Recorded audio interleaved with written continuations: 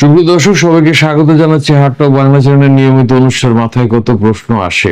যে বিষয়টা প্রশ্ন এসেছে সেটার জবাব, সেটার বিশ্লেষণ অনেক সময়ের ব্যাপার। তবে এত বিস্তারিত বিষয়ের ভিতরে আমরা না ঢুকে সংক্ষেপে বিষয়টা উল্লেখ করাটা খুবই জরুরি। দর্শক, আপনারা হয়তো জেনেছেন, আপনারা শুনেছেন, যারা খবর দেখেন নিয়মিত তারা হয়তো জানেন যে এবার এশিয়ার গণ্ডি ছাড়িয়ে আফ্রিকার একটি দেশে জেনারেশন জেড এর আন্দোলনে সরকারের পতনের ঘটনা ঘটে গেছে। সেটা হচ্ছে মাদাগাস্কারে বিদ্যুৎ এবং পানির সংকট নিয়ে জেনারেশন জেড জেনজিরা গত বৃহস্পতিবার 29শে সেপ্টেম্বর না, সম্ভবত 26-27শে সেপ্টেম্বর আন্দোলন শুরু করে। 2-3 দিনের আন্দোলনে মোটামুটি সরকারের পতন হয়ে যায়। মাদাগাস্কারের প্রেসিডেন্ট আন্দ্রি রাজোয়েলিনা 29শে সেপ্টেম্বর সরকারকে, মানে উনি নিজেই ঘোষণা দেন যে সরকারের পতন নিশ্চিত করেন। উনি জেনজিদের যে আন্দোলন আছে সেটার সাথে সহমর্মিতাও জ্ঞাপন করেছেন, ক্ষমতা ছেড়ে দিয়েছেন।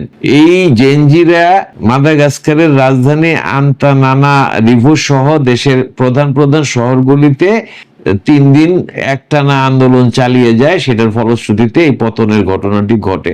আমার যেটা মনে হয় সেটা হচ্ছে যে এই যে প্রেসিডেন্ট আন্দ্রি রাজোয়েলিনা সম্ভবত শ্রীলঙ্কা, বাংলাদেশ, নেপাল এই জায়গার যে ঘটনাগুলি, জেনজিদের যে আন্দোলন, সেটা সম্ভবত উনি খবর রাখেন এবং উনি আর দেরি করেন নাই। উনি মানে মোটামুটি ইজ্জত থাকতেই শেষ ইয়াতে চলে গেছেন। আর এদিকে যেটা সর্বশেষ খবরে যেটা বলা হয়েছে যে নেপালের যে কেপি ওলি শর্মা, মানে যাকে প্রধানমন্ত্রীর আসন থেকে সরিয়ে দেওয়া হয়েছে আন্দোলনের সূত্রে, তাকে ক্ষমতা ছাড়তে হয়েছে, উনি একটা ঘোষণা দিলেন যে উনি দেশ ছেড়ে যাবেন না। তো সর্বশেষ খবর হচ্ছে তাকে দেশ ছাড়ার উপর তার নিষেধাজ্ঞা জারি করা হয়েছে। তো এই খবরটা জানাচ্ছি, আসলে খবরটা মূল লক্ষ্য না। বিষয়টা হচ্ছে কি, সেটা হচ্ছে যে বিশ্বের ইতিহাস যদি দর্শক আপনারা একটু পড়াশোনা করেন, একটু যদি দেখেন, তাহলে যারা এটা জানেন, অনেকেই জানেন যে বিশ্বের ইতিহাসে আসলে জনগণ বলতে যে বিষয়টা, এই জনগণের কথা বইলা সবাই ক্ষমতায় যায়, কিন্তু কিছু কিছু ব্যতিক্রমী শাসক ছাড়া অন্য সবাই, রাজা, একসময় রাজারা ছিল, তারপরে গণতন্ত্র আসলো বা একটা ফরম্যাটে আসলে শাসন করার লোকজন আসলো, তারা হচ্ছে অভিজাত শ্রেণী, অলিগার্ক বলা হয় তাদেরকে। অলিগার্ক মানে যারা রাষ্ট্র ক্ষমতায় থাকেন, পাশাপাশি সুবিধাবাদী শ্রেণী, যারা উচ্চ শ্রেণীর মানুষ, অভিজাত মানুষ, মানে একসময় ছিল যেমন ব্রাহ্মণরা, ওরকম সব দেশেই এরকম শ্রেণীর লোকজনই আসলে সমস্ত রকম বিলাস বেসন সুখ ভোগ করে থাকেন। জনগণ নানাভাবে বঞ্চিত হয়ে থাকে। তারা মানে মানুষের যে অধিকার, এরকম অধিকারও, মানে মিনিমাম অধিকারও তারা পান না। এগুলো হচ্ছে বাস্তবতা। এর মানে বিভিন্ন রকমের তন্ত্র তো আসছে, গণতন্ত্র, রাজতন্ত্র, সামন্ততন্ত্র, তারপরে যে সমাজতন্ত্র, দেখা গেছে সব সিস্টেমের মধ্যে আসলে একটা শ্রেণী নিজেদের বিলাস বেসন সুখ এগুলি নিয়ে ব্যস্ত থাকে, তাদেরকে কোনো কিছু বলাও যায় না। আবার দেখা যায় যে অনেক সময় আন্দোলন করে সরকারের পতন ঘটানোর পরে যে অন্যরা যারা ক্ষমতায় আসলো, তারা আবার ওই একই সিস্টেমে নিজেদের স্বার্থটাই দেখায়, নিজেদের বিলাস বেসনটা নিশ্চিত করা, এই জাতীয় বিষয়গুলি করেন। এটা প্রত্যক্ষ উদাহরণ তো এই মুহূর্তে বাংলাদেশে যারা এই যে আন্দোলন করলো, ছাত্ররা কোটা বৈষম্য বিরোধী আন্দোলন করলো, এদের মধ্যে প্রায় 1-1.5 হাজার ছাত্র মারা গেছে, ছাত্র বা জনসাধারণ যারা আন্দোলন করছে 1600-র মতো বা আরো বেশি অনেকে বলেন।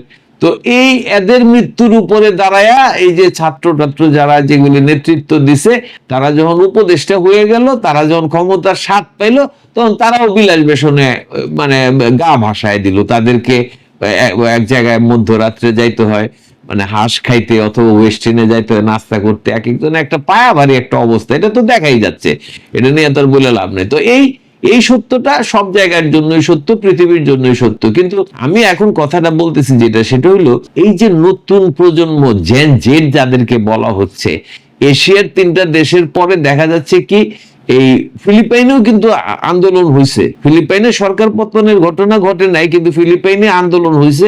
মাদাগাস্কারেও বিদ্যুৎ পানি সংকটের জন্য আন্দোলন হয়ে সরকারের পরিবর্তন ঘটে গেছে। তো এখন আমি যে জিনিসটা বলতে চাচ্ছি যে পৃথিবীর ইতিহাসে কিছু কিছু ব্যতিক্রমী সময় আসে, আমরা কি সেই ব্যতিক্রমী সময়ের মধ্যে পড়ে গেছি, যেখানে আসলে গণমানুষের একটা স্বতঃস্ফূর্ত জাগরণ সংগঠিত হয়ে যাচ্ছে জেনজিদের মাধ্যমে?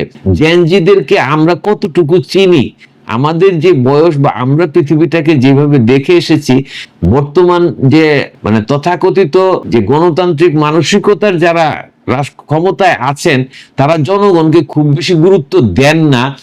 তারা কি এই যে নতুন প্রজন্ম জেনজি, তাদের মানসিকতাটা, তাদের চিন্তার ধরনটা, তারা কিভাবে ভাবে এবং কিভাবে তারা নিজেদের একটা মানসিক ইচ্ছাকে বাস্তবে রূপ দেওয়ার জন্য অ্যাগ্রেসিভ হয়ে যায় এবং সেই ফলটা তারা আলটিমেটলি বাস্তবায়ন করে ছাড়ে, মানে তারা ফলটা নিয়ে আসতে পারে, সেই সক্ষমতার জায়গা চলে এসেছে পৃথিবীতে। এটা কি শাসক শ্রেণী বুঝতে পারছেন কিনা, এটা হলো বিষয়।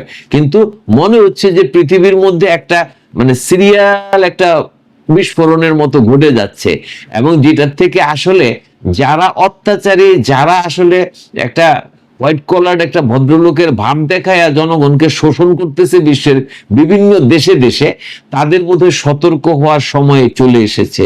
দর্শক, আপনি কি মনে করেন জেনজিদের উত্থান কি সারা দুনিয়াতেই সাধারণ মানুষের উত্থান বা জাগরণ হিসেবে গণ্য হয়ে যাবে শেষ পর্যন্ত? লাইক করবেন, কমেন্ট করবেন, জানাবেন আপনার মতামত, আর হার্ট টক বাংলা চ্যানেলকে সাবস্ক্রাইব করবেন। ধন্যবাদ এখনকার মতো।